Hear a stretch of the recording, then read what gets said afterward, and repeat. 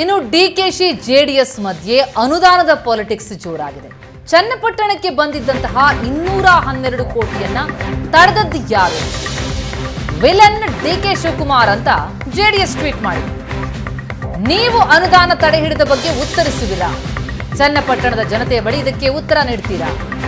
ಕುಮಾರಸ್ವಾಮಿ ಮೇಲಿನ ದ್ವೇಷಕ್ಕೆ ಅನುದಾನವನ್ನ ತಡೆ ಹಿಡಿದಿದ್ದೀರಿ ಅಂತ ಜೆಡಿಎಸ್ ಟ್ವೀಟ್ ಮಾಡಿ ಈ ಅನುದಾನದ ವಿಚಾರದಲ್ಲಿ ವಿಲನ್ ಡಿಕೆ ಶಿವಕುಮಾರ್ ಅಂತ ಕಿಡಿಕಾರಿದೆ.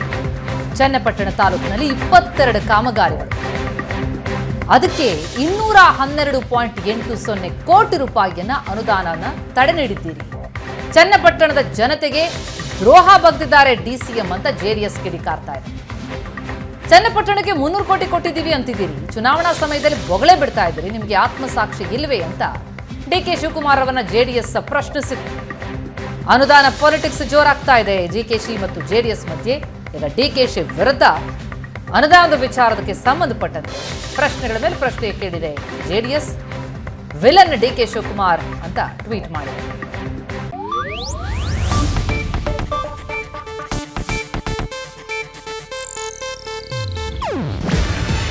ಇದು ಏಷ್ಯಾನೆಟ್ ನ್ಯೂಸ್ ನೆಟ್ವರ್ಕ್ ಪ್ರಸ್ತುತಿ. ನೀವು ನೋಡ್ತಿದ್ದೀರಾ ಏಷ್ಯಾನೆಟ್ ಸುವರ್ಣ ನ್ಯೂಸ್.